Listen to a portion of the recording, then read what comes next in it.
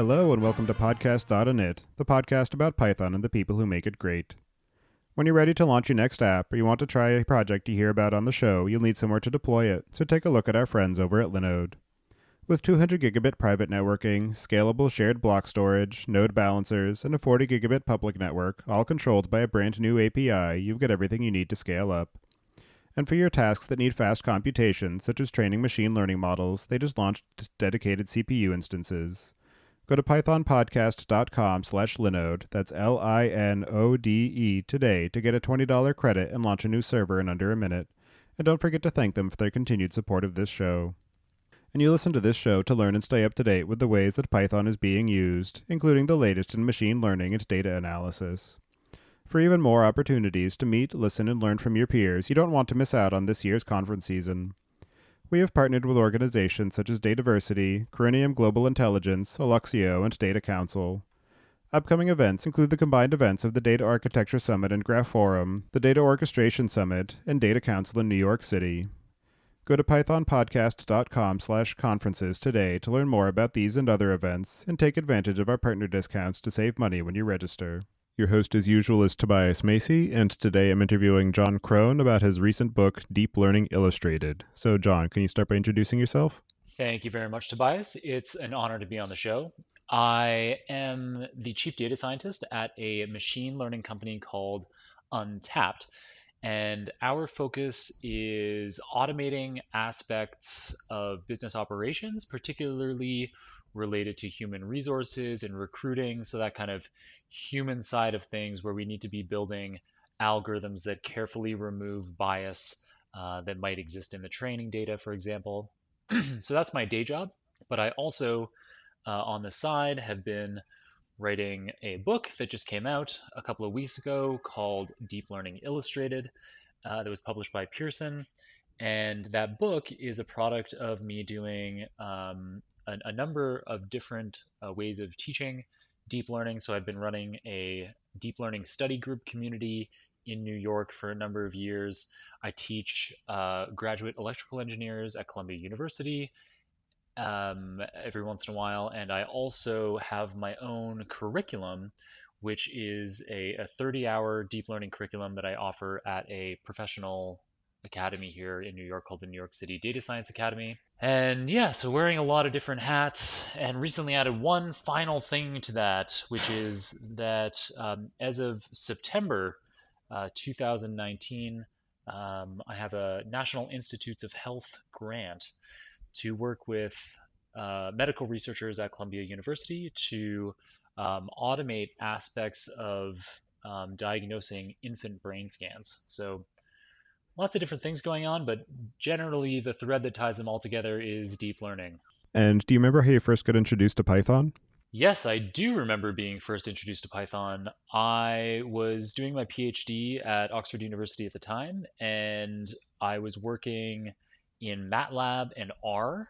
And somebody who I respected a lot, a postdoc in my lab, came up to me and said, there's really not any point in working in R anymore. Everything's moving over to Python. And that began my quest. And I noticed, too, that you have a background in neuroscience, so I'm curious how that has played into your overall understanding and engagement with the field of deep learning. Exactly. So that PhD was in neuroscience. I did specialize in machine learning a bit even then. So while the data that I was working with were neuroscience data, so brain imaging data and genome data, genetic data, I was learning how to apply machine learning techniques as the kind of primary focus of that PhD. So it has been something post PhD in the last few years that these artificial neural networks, which form the basis of deep learning neural networks, started to become useful enough in a lot of applications, and that's related to compute becoming a lot cheaper in recent years, data storage becoming a lot cheaper in recent years. And so this deep neural network approach that is inspired by the way that biological brain cells work, by the way that biological neural systems work, has started to become useful. And so there was this kind of this part of me, because of that neuroscience background, I really took to learning about deep neural networks after my PhD, and I wherever I can, I draw threads between the biological inspirations that are behind many of the innovations in neural network and deep learning research. And before we go too much further, can you just give your description of how you would define the term deep learning for somebody who's not familiar with it? That is a great question, Tobias. I'm glad you're asking it at this point. So, deep learning is a very specific technique. So, while it gets used in the popular press as kind of a synonym for artificial intelligence, while artificial intelligence is an almost impossible to define term, deep learning is a very specific term which can be defined quite concretely. So, since the 1950s, computer scientists, inspired by the way that the biological brain works and biological brain cells worked, have been creating computer simulations, simple algorithms that are inspired by the way that biological brain cells work. And so we call those algorithms artificial neurons. Those artificial neurons can be linked together so that the output from one artificial neuron can form the input to several other artificial neurons. And in that way, we can have a network of artificial neurons. So these artificial neural networks, if you have several layers of them, so you have an input layer that contains whatever your input into your model is, and then you have an output layer that that represents whatever prediction you're trying to make with your model. And then in between that input and the output, you have as many what we call hidden layers of artificial neurons as you like. And so if you layer it in this way and you have at least three hidden layers, so a total of five layers when you include that input and that output layer, you can call this a deep neural network or a deep learning network. And you mentioned that the majority of the work that you're doing in your day job is around machine learning applications for being able to apply it to these various use cases. And I'm wondering how you are leveraging deep learning techniques in your own work. Yeah, great question. So the that structure that I just described, having many layers of these artificial neurons, allows these deep learning neural networks to be able to automatically extract the most important aspects of the data that you're inputting into your model for predicting whatever the outcome is that you're trying to predict with your model. So to have a biological visual system analogy, the way that this works is if you build a machine vision algorithm with a deep learning network, then your input layer will have pixels of an image as the input. And your output layer of your neural network might then be the class that that image corresponds to. So let's say you're building a image classifying machine vision system that is designed to distinguish cats from dogs. In that case, you might have 100 images of dogs that you input and 100 images of cats that you input, and you label all of those images as being either cats or dogs. So we're setting up our deep learning model in a way so that it can learn to approximate pixels that represent a cat with the label cat and pixels that represent a dog with the label dog. And so the hidden layers of this machine vision network automatically learn how to extract the most important information about those pixels in order to represent a cat or a dog, or more specifically, to distinguish a cat from a dog. And the first layer of those artificial neurons in this many layered artificial neural network, that first layer will come to represent very, very simple aspects of the pixels. So essentially just straight lines at particular orientations. So some of the artificial neurons in that first layer will represent vertical lines, some of them horizontal lines, and 45-degree angles, and so on. And then the second layer of artificial neurons in this deep learning network can take in that information about straight line detection, and those straight lines can be non-linearly recombined so that that second layer of artificial neurons can detect curves and corners, And then you can have a third layer after that that does even more complex abstraction on the curves and corners, and so on and so on. You can have many, many such layers of artificial neurons in your deep learning network. And each one, as you move deeper, can handle more complex, more abstract representations of the input data. And the really, really cool thing about deep learning models is that it is able to figure out what these important high level abstract representations are fully automatically from the training data alone. So you don't need to program any of that specifically. And so that's what's made deep learning models so popular suddenly is as we've had the compute power and the availability of data in the last few years to be training these relatively beefy models, they can then on their own extract all of these features from the raw data and solve all kinds of complex problems.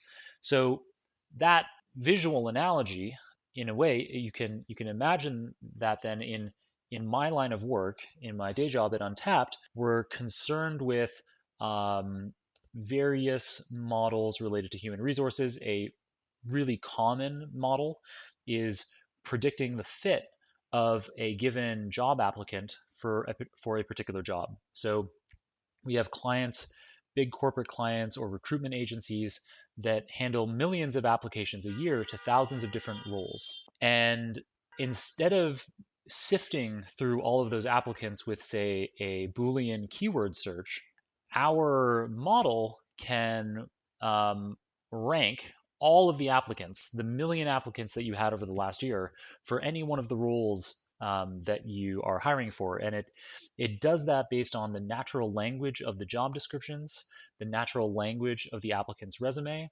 and we've trained this up on hundreds of millions of decision data points uh, uh, where a client, be that a hiring manager or a recruiter, has said, okay, based on this candidate profile, based on this job description, yes, I would like to speak to this candidate, or no, this candidate is not appropriate for this role. So by having this huge data set and then a deep learning model that's taking in that natural language from the job descriptions and the resumes at one end, and then this outcome that we're trying to predict, is this person a good fit or not a good fit for the role? We then have this deep learning architecture in the middle where the earliest levels of the architecture can look for very simple aspects of the natural language. And as you move deeper and deeper into the network, we can model increasingly complex, increasingly abstract aspects of the natural language that is being used on the resumes and the job descriptions. So you could find, because of the way that that works, you could end up in a situation where two candidates who have no overlapping words whatsoever on their resumes could be the top two candidates for a given job description, because this deep learning hierarchy is able to distill from individual words the contextual holistic meaning of an entire candidate profile. So, with your background in neuroscience and your practical applications of deep learning techniques and your engagement in the education space of helping to upskill people who are trying to understand how to use these same technologies for their own purposes, it seems like a natural progression to then write a book about it. But I'm wondering if you can just talk a bit more about your motivations for doing that and some of the decision making process that went into figuring out how to approach it and how the idea of including illustrations came about and the benefits that those provide. Excellent question. So, by running the deep learning study group that I run and by teaching, say, at the New York City Data Science Academy, I developed a pretty good understanding of what topics needed to be covered in order to give somebody a wide ranging education in deep learning. So this is, covering the fundamentals of how deep learning works, as well as the applications that people are most interested in, which are machine vision, natural language processing, this technique called generative adversarial networks that can create what appears to be artwork, and then as well as these game playing algorithms, deep reinforcement learning algorithms. So I gradually became more and more familiar with this body of knowledge, and by teaching it to students, I started to understand where they were most easily able to understand the content and where things were tricky. And what I found was by using a whiteboard, and this was actually something that I've always been doing, is I love teaching on whiteboards, and so drawing figures that represent concepts. So instead of trying for a lot of people, an equation can be a lot easier to understand if I can draw it kind of visually in terms of how the matrices of data are being used and transformed, how these operations are happening in kind of a visual way. So that's always been kind of a natural thing to me, and it became clear to me through teaching that this is something that works for a large number of students. It's a way that they really take to learning this relatively complex content. So at brunch one day, on a Sunday in New York, I was out with one of my best friends who has been at Alphabet, at working at Google or YouTube for about 12 years, and at the time his girlfriend, now his wife, Agley Bassins, she is a professional artist, and I pitched her this idea over brunch of, I think if we made this as a book, I think if we had an illustrated approach to learning about deep learning, this is something that a lot of people would really benefit from.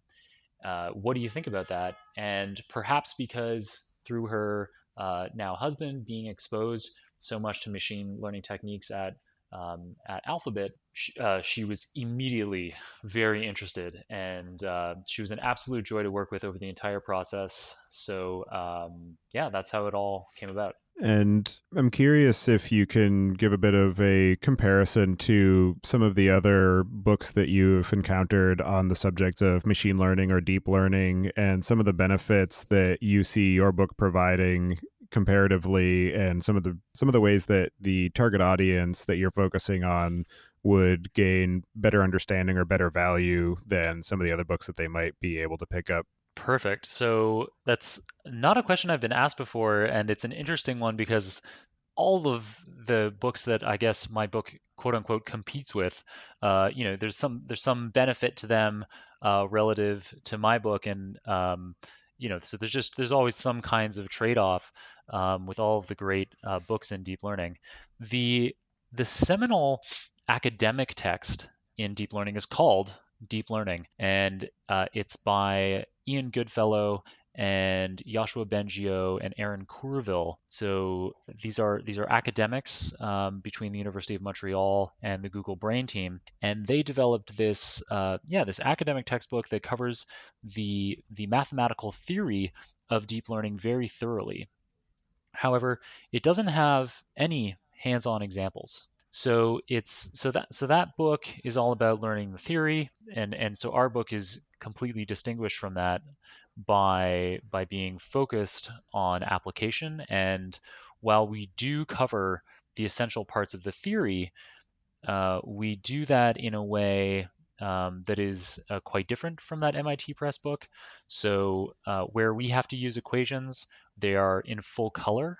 So we have any variables that are used in the book, their coloring is continuous throughout the entire book, and you see those colors replicated in both the body of the text and in the equations and in the illustrations. And so that kind of continuity and that color can make it easier to understand the underlying theory. And then, of course, just our having lots of hands-on applications means that it can have a lot more value to somebody who's a hands-on practitioner. And that those kinds of hands-on examples can also give you a great sense of how these things work in practice in a way that just looking at the equations and understanding the equations might not. So that's kind of one of our primary quote unquote competitors in this space. The most popular book probably today in terms of hands-on applications is Aurélien Geron's hands-on machine learning book. And that book, while introducing machine learning in general, also does talk a lot about deep learning, which is a type of machine learning approach in particular. And it is a really, really great book. His second edition is coming out shortly, and I was one of the technical reviewers of that second edition. It's no surprise that it's the most popular book in machine learning today because it offers such a wide-ranging look at all of the kinds of machine learning approaches that are out there, and is replete with hands-on examples. So that book is really great, and where we distinguish from that is, again, we're focused specifically on deep learning. So while that book is focused on being a general machine learning introduction, our book is very specifically about deep learning. And so we can go into that in more depth than Aurelie and Geron had time for. And then again, of course, we do have these colorful illustrations and the way that we tie together all of the variables um, with in full color throughout the figures and the equations and the body text. So it is a different kind of book. To my knowledge, there is no book on the market that makes use of color for explaining any kind of theory, any kind of mathematical or statistical theory in the way that we have. And actually, that's kudos to my co-author Grant Bieleveld, who had that insight. He suggested early on that wherever we have to include equations, it would be beneficial to the user to have those be in full color.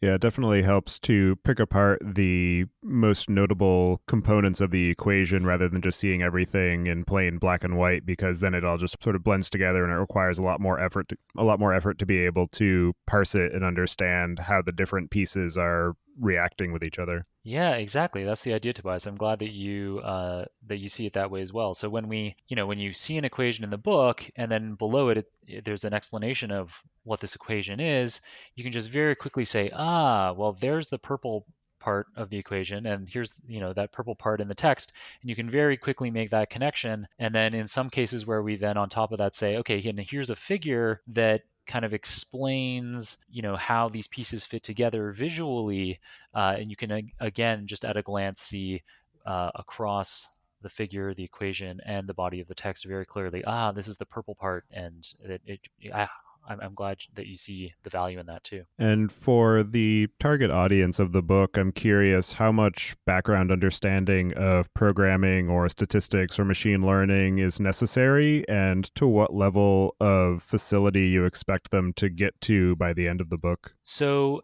I deliberately designed the book so that the first 4 chapters of 14 chapters has no code and no equations. So the first 4 chapters of the book are intended for any kind of interested learner. So anybody with an interest in how deep learning or artificial intelligence works and is interested in getting exposed to the range of applications that it has. So whether machine vision, natural language processing, creativity, and complex decision making, regardless of which of those you're interested in, or all of them, and just seeing kind of what does it mean to have artificial intelligence today, or where is this field going? What's possible in my field? Anybody can get that from reading the first 4 chapters. In chapter 5, we begin introducing Python code.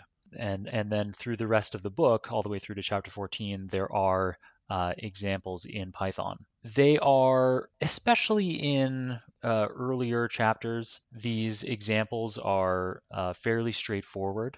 So if you have experience with any object-oriented programming language, not necessarily Python, then it should still be quite straightforward to see what's happening in these code examples.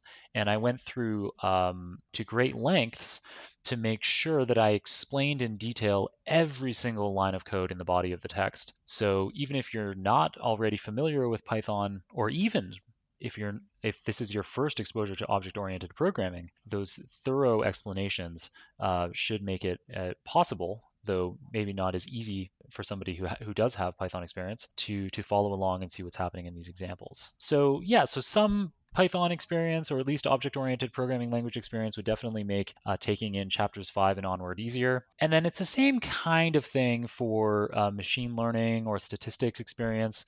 So if you happen to have experience with statistics or some other machine learning approaches like regression modeling or support vector machines or random forests or what have you, or just the scikit-learn library in general, then The book would definitely be easier, but again, I went to great lengths to make sure that I was explaining everything as clearly as I could so that even if you didn't have experience in machine learning or statistics, you should be able to follow along at a high level. And then I provide lots of resources in footnotes so that if there's something that you need to dive deeper on, you can do that on your own time. And one of the challenges that exists anytime somebody's trying to encapsulate a technical topic in printed form is the idea of timeliness and how you guard against the information becoming obsolete as new techniques evolve, new libraries come about, as the libraries themselves evolve. And so I'm curious how you approached that particular problem and your selection process for the technologies and techniques that you decided to incorporate ultimately. I love that question, Tobias. So that is a tricky one. Things move very quickly in the machine learning field, and expect that there will be a second edition of this book coming in the next few years that will be updated to the latest libraries, the latest TensorFlow, PyTorch, or Keras libraries, or whatever is the in vogue deep learning library of the day a couple of years from now. However, in terms of maybe specifics of the particular packages that get used will definitely change. The nice thing about deep learning is that the vast majority of the theory is quite old already. So the theory around the artificial neurons that make up a deep learning network, that theory has been around since the 1950s and hasn't changed very much. And then in terms of actually networking those artificial neurons together into a deep learning network, most of that theory was figured out in the 80s, a little bit in the 90s, and then in the early 2010s, we had a few key breakthroughs. But those breakthroughs through the 90s and more recent years, they're kind of they tack on to the earlier theory. And so in deep learning, at least, we're not seeing old theory kind of wiped away entirely and starting with a completely new approach to some theoretical concept. Instead, what we've been seeing from the 1950s through to today so far is that we build upon existing theory. And so, in that sense, I think the vast majority of the content in this book is future proof, at least for a decade or so. Like, it's hard to imagine that it's possible that some completely different kind of approach will make deep learning obsolete in the coming years, but there's no signs of that yet. And so, when I sit down to write the second edition a couple of years from now, I think it will, I'm not going to need to rewrite all of the theory. Instead, I'll just be tacking on more of the new techniques, new approaches that have come about in the intervening couple of years. And now that it has been published, I'm curious if there are any elements of the topics that you covered or the specifics of the code examples that you think you would have done differently or that you think might need updating in the near future. There isn't anything that I look at now that I feel would need a complete overhaul or that I wish was done completely differently. The main thing that I look forward to being able to do as I sit down to write a second edition is being able to add more. This book is already a fair bit more dense than the publisher Pearson was looking for. So they were hoping for at least 250 pages. The book now is it's 416 pages, and so it does have a ton of detailed content, but there's so much more that I would like to add. And so there isn't really anything that I would like to do differently. I just look forward to having the time to add in even more information. And that's also the kind of thing that we saw with Aurélien Géron's book, which I mentioned earlier. So that first edition already was so comprehensive as an introduction to machine learning. But with his second edition, he was able to add in even more detail on so many different topics and make a much thicker book. So I look forward to being able to do that with my second edition as well. And you covered a few different problem domains where deep learning can be applied, such as natural language processing and computer vision, which you mentioned, and generative adversarial networks. So I'm wondering what your selection process was for the specific problem domains and how you approached determining what the sufficient level of depth was to be able to cover it appropriately so that the reader could get a good understanding of it without spending too much time and exploding the length of the book beyond what would really be tenable for somebody to be able to consume in a reasonable amount of time. So the initial seed for what content went into the book was the content that we were covering in the deep learning study group that I run. So at the end of every study group session, our final agenda item was always, all right, now let's talk about what else we should be learning. What should we be learning for next time, or what should we be putting on the list for learning at some point? And so these particular applications, computer vision, natural language processing, generative adversarial networks, and deep reinforcement learning for complex sequential decision making, these four areas stood out as clearly the most important areas. So that's how I came up with the initial list of kind of high level topics to cover in the book. And then in terms of how much, for every one of those topics, there is at least one very deep and detailed hands-on code example. So for some of these techniques like generative adversarial networks or deep reinforcement learning, those are the two most complex topics covered in the book. And so for those two topics, having one thorough code notebook example and covering that from beginning to end was more than enough material for the reader, in my opinion. For the other topics, for machine vision and natural language processing, those are topics with a lot of different things that we can be doing in them. So, with machine vision, we can be classifying images as being in a particular category. We can be segmenting images into, pixel by pixel into what the different elements of the image are. In natural language processing, there's a huge variety of tasks that can be handled. So, classifying documents, auto-generating content, translation between languages, chatbots. And so some of those start to get way too complex to cover in this kind of overview book. So things like machine translation or chatbots, while everything that we cover in the book serves as a great foundation for those applications, they would need whole chapters to cover properly.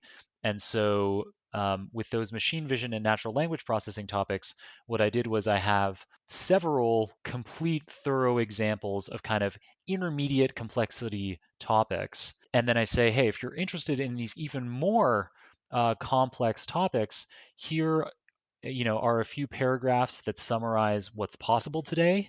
And here are links to the key papers and GitHub repositories so that you can go off and learn about those things on your own. And for that natural language processing topic in particular, because that is what I do at my day job at Untapped, it's of particular interest to me. And I also know that it's of particular interest to readers because I teach online, Riley Safari twice a month. So I do a 3-hour tutorial, and I do lectures around New York to various meetups and at conferences. And at the end of each of those kinds of venues, and some of these have hundreds of people in the audience. Okay, and what are you most interested in learning about next? And I say, is it machine vision? And some hands go up. Okay, is it generative adversarial networks? And some hands go up. Is it deep reinforcement learning? And some hands go up. But when I ask, is it natural language processing or is it handling time series information? Because natural language is just an example of time series data, because whether it's words on a page or audio of speech, it flows in one dimension over time. And so it's that topic that you see a huge number of hands go up. So I know that that's of huge interest, and so my next book actually, and I have a verbal agreement with Pearson on this already. They're awaiting my full proposal. My next book is going to be focused entirely on natural language processing, and so that will give me the opportunity to expand more on that particular topic. And one of the other things that I liked in the way that you structured the book is that at the tail end of it, you had some examples of what else you can do and ways that you can continue your learning and some different project ideas or categories that the reader can engage with. And I especially liked the fact that you were encouraging people to do things that will have beneficial social impact and some resources for them to be able to find ideas for that and engage with different organizations that would benefit from that technical acumen. I'm really glad that you enjoyed that part of it. For me, that was a really important chapter to write. And the ideas behind that final chapter were were spurred by my experience largely teaching this content at the New York City Data Science Academy. So, it's this 30-hour curriculum that I do over 5 Saturdays, and it's this textbook really is the accompanying content to those lectures and exercises that I do over those 30 hours at the academy. So I knew from doing that teaching that what students want to be able to do is not just be able to go through the examples that you've done in class. People want to be able to devise their own projects. They want to be creative with deep learning. They want to be able to apply deep learning to their particular field of interest. And so that chapter, that final chapter, comes out of my experience mentoring students on developing their own deep learning projects. And so a big part of that 30-hour course, from the very beginning, from the first week, I say, okay, you don't have to do your own self-guided project, but it will really help you cement the ideas that we're covering in this course. And so I highly recommend that you do that. And from the very first week, I have a framework for initially ideating and then later concretizing a particular project and executing upon it over the course of the course. So that final chapter is the kind of is that process where I outline, okay, if you don't have a particularly creative idea of something that you'd like to do, here are some relatively easy ideas, off the shelf data sets you can use. If you want to be doing something with your own data, here are some tips for doing that. If you want to be exploring more complex data sets or scraping your own data sets off the web, here are some resources for doing that. And then the final piece there about the kind of social impact that you can have, and making that clear, that's just something that, you know, I didn't have to be including that, and I'm not aware of many other textbooks that kind of make that social impact summary or recommendation at the end. But for me, as a relatively young person at this time in the history of our planet, we have terrific opportunity in so many quantitative ways. Life has never been better on this planet for humans, at least, where, in terms of lifespan and quality of life, we live today in a way that kings a century ago couldn't have imagined. And so, on the one hand, this is, we should definitely be happy and positive about where we are in the world, but there's also a lot of uncertainty about where we are in the world. There are far more people on this planet than there ever have been in history, and each one of those people is constantly demanding more and more energy and resources. And so, the burden that we are placing on the ecosystem of our planet is tremendous, and it looks like it's going to become more and more and more. And so, machine learning combined with the Internet of Things, so the kind of the prevalence and cheapness of sensors being everywhere, in my view, it has the potential to allow us to continue the wonderful trend that we've had over the last 150 years towards prolonging human life and making human life more satisfying than ever before, while at the same time allowing us to coexist peacefully and indefinitely on this planet. So yeah, so that's the kind of a bit of inspiration behind suggesting that people tackle social impact projects, and then I include resources in there for if you're looking for something to do with your time or your machine learning skills, here are some serious problems that we're facing today that could be worth focusing your attention on. And one of the things that I'm curious about in terms of people coming out of this book or your courseware and having the fundamentals of being able to build these neural networks, and they have built out some sample models, is the ability to repurpose some of that same code or some of the model pipelines for different applications or different data sets. Because my understanding is that one of the critiques of deep learning is that it is largely single purpose in terms of once you build a single model, it is great at that particular use case, but it is generally difficult to be able to repurpose that to a slightly different context. And I'm wondering what your experience has been in that and some of the recommendations that you have for practitioners and engineers to make it easier to be able to componentize the model pipeline to make it more reusable and more flexible.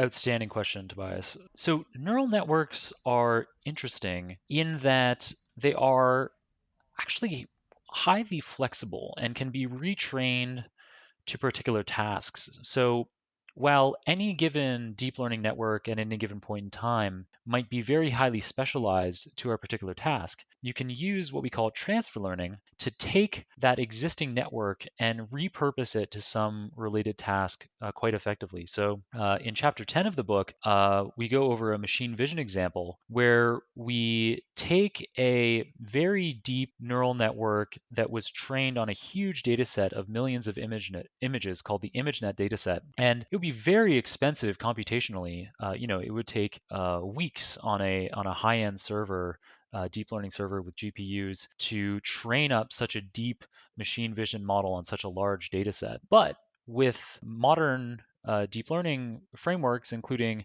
the Keras API in TensorFlow, you can trivially easily, in a line of code, use that deep, very nuanced machine vision model, load it in, and then you can adapt that model to your own particular use case. So in the textbook, what we have it doing is in Deep Learning Illustrated, we transfer learn in order to be able to distinguish images of hot dogs from images that are not hot dogs, so other types of fast food. And that's a funny idea inspired by the HBO Silicon Valley series, where one of the characters on that show builds a hot dog, not hot dog detector. And so in that sense, deep learning models are quite flexible. Now, of course, you can't take a model that was built for a machine vision task that reads in pixels and outputs whether it's a hot dog or not, and take that and have it be reading in resumes and job descriptions and predicting whether a given person is a good fit for a given role.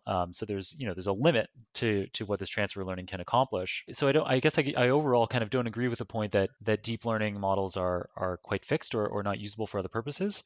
That they actually are quite easily repurposed to related kinds of tasks, and that this kind of transfer learning can be a very powerful thing to do. And in fact, to just give one final example, with the work that we do here, our core model, if you think about it that way, the only model that we've applied for a patent for is this job to candidate matching algorithm, which we've trained on hundreds of millions of data points. But many of our clients are interested in other human resources or recruiting related models. And so often what we do is we take that starting point, this beefy model trained on a huge data set, and we can repurpose parts of it for other human resources related tasks like matching a candidate to a pool of other candidates, for example. And another issue that I've seen identified with machine learning in general, but particularly with deep learning, is the fact that it is excellent at creating correlations, but that it is difficult to be able to model causal inference about the results that they produce. And I'm wondering what your thoughts are on that and any useful references that you might be able to point people to maybe dig deeper on that particular problem space. It is definitely a shortcoming of deep learning models today, and indeed most statistical or machine learning science, is that the vast majority of techniques that exist for modeling data, whether it's statistics, deep learning, or some other machine learning process, for the most part, these techniques are great at identifying correlations, but have little capacity, if usually no capacity, to say anything about a causal direction. And that isn't the case with everything. And actually, a big part of my PhD was using particular machine learning models and Bayesian statistical models to infer causality, which in the case of my PhD research was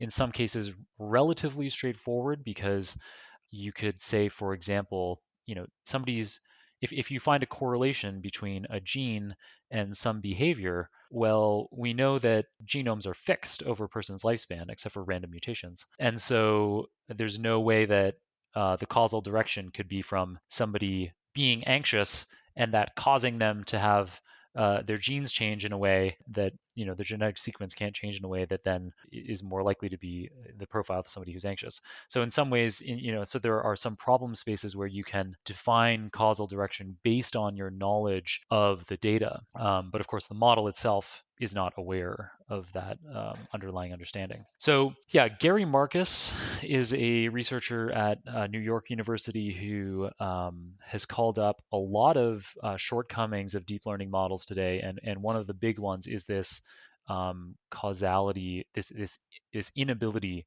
to infer causality. I don't actually have specific resources on how to resolve that. Gary Marcus might, and I cite a Gary Marcus paper in chapter 14 of my textbook that probably could point you in the direction of resources on trying to pursue models that that have more causality in them, and actually.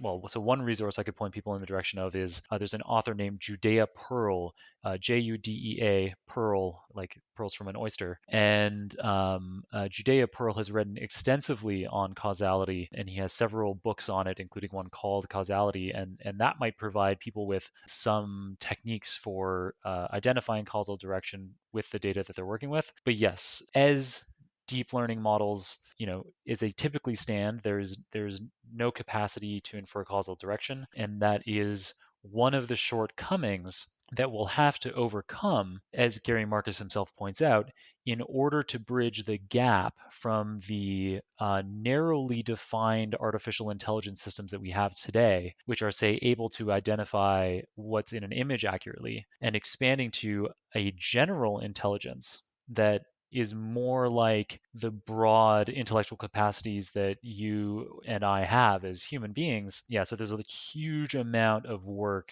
required in that space. And I imagine there's going to be tens of thousands of deep learning engineers over the coming decades tackling that problem. And what are some of the other limitations of deep learning as a particular practice and some of the cases where you would recommend against using it? Another really great question, Tobias. So, in the vein of causality being a difficult thing for deep learning algorithms to identify, in the same way, it is often difficult to understand, to explain why a deep learning model has made a particular decision. And so, if you use a linear regression model to solve a particular problem, then your regression model might have a dozen inputs, and each of those dozen inputs is associated with a very specific weight. And we can then, for any prediction that that regression model makes, we can look at those weights and say, okay, well, the reason why this linear regression model made this prediction is because of factor X, Y, and Z, and those factors X, Y, and Z are weighted by these very, very specific amounts that the linear regression model has identified. In deep learning, because we can have millions or even billions of parameters in our networks, it can be difficult to put your finger on exactly why it has some particular output. And so some people talk about deep learning models as being a black box because of that. Now, there is quite a bit of research being done on explainable AI, quote unquote, which kind of gives us some insight into what is happening in the black box. And because of my work at Untapped, building these human resources models, this is something that all of us here are very familiar with, because when you're building a model that can recommend a particular individual for a particular role, it's absolutely imperative to our clients that they know that that isn't happening based on some demographic factor like gender, age, or race. And so it is possible to begin to distill the important parts. So if you're building a model to predict the applicability of a given candidate to a given role, for example, one thing that we've done is we say, okay, we have this big pool of female applicants for a role, a big pool of male applicants for a role. What are their relative scores? How did they score on average for this role? And we see that with our model and the modeling process that we followed, okay, the regardless of gender, the distribution of probabilities looks identical. So although we might not understand how every single neuron amongst the millions of neurons in our artificial neural networks are behaving in order to produce the outcome that we're creating, we can be mindful about what training data we're using to train the network and remove bias or problematic data from the inputs. And then also after we've done training, we can then do these kinds of tests like that one I just described to make sure that males and females are getting the same scores for a given role, to ensure that these precautions that we took have been effective in preventing bias, and so that even though there's a black box, we understand its behavior sufficiently that we're comfortable using it. And in terms of the ongoing research or applications of deep learning and the direction that the field is going, I'm wondering what you're most excited by and what you're personally concerned by. So it's easy for me to answer the most excited by question because I kind of already answered that earlier on in this podcast, which is that the thing that most excites me about deep learning is its capacity to allow us to continue to make exponential strides in human quality of life and maybe even quality of life for other animals on the planet while simultaneously avoiding an ecosystem catastrophe. So that potential for machine learning techniques and particularly deep learning techniques is what I'm most excited about. Beyond that, which are applications that I can foresee being possible over the coming decades, beyond that, there is this possibility that, and it's only a theoretical possibility, that we can engineer an intelligent system that is as intelligent or more intelligent than a person or any group of people, and that's potentially exciting. And people call that the singularity. So Ray Kurzweil, I think, coined that term to refer to that moment where we build a machine that is more intelligent than humans. And that's kind of exciting in a way too. Although that brings about a huge amount of fear as well, because we have no idea how such a system will treat humankind or how we will interact with such a system. It's impossible for us to even imagine it. So there are some great resources if you're interested in kind of thinking about that problem. Yuval Noah Harari, who is most famous for his book *Sapiens*, also has a great book called *Homo Deus*, which is a Latin term he coined referring to. So if Homo sapiens is thinking man, then Homo Deus is God man, and and a big part of that book is talking about what could happen and how we might be treated by an intelligent life form on this earth that we create that is much more intelligent than us. And for that's kind of a dense read. If you're interested in a relatively quick introduction to that topic, Tim Urban, who writes the blog Wait But Why, and who really kindly gave us an endorsement for Deep Learning Illustrated that appears on the back of the book and inside the front cover.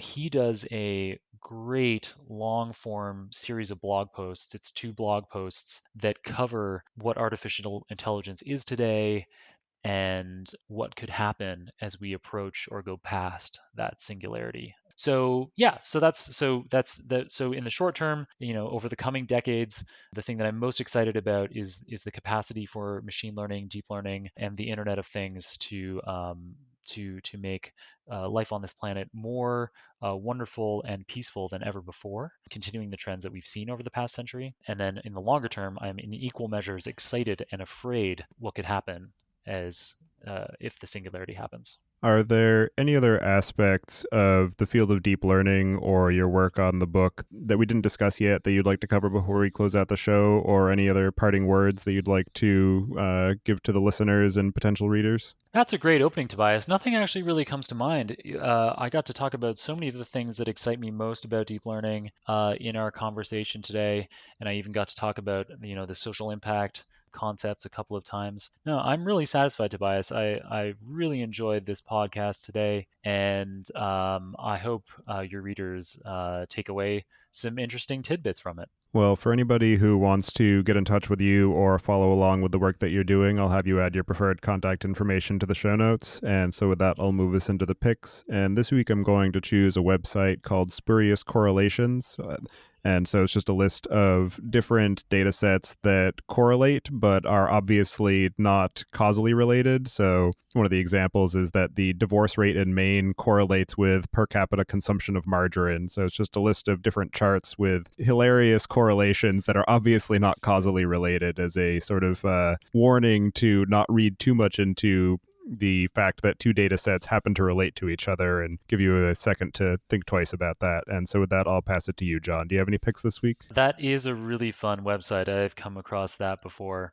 A recommendation I have that I use primarily to keep up with innovation in data science and deep learning in particular, there's a great newsletter called Data Elixir. Elixir, and Data Elixir is it's a one-man blog that has between half a dozen and a dozen articles in it each week, and I have never come across anything that so succinctly captures everything, all of the major events that you need to keep an eye on in the world of data. Well, thank you very much for taking the time today to join me and discuss your work on the book and your experience both working in and teaching deep learning. It's definitely a fascinating field, and I've enjoyed the time I have spent with the book, and I definitely plan to read it in its entirety. So thank you for all of your efforts on that front, and I hope you enjoy the rest of your day. Awesome, Tobias. It's great to hear that, and it's been an absolute pleasure being on your show. I have never come across such a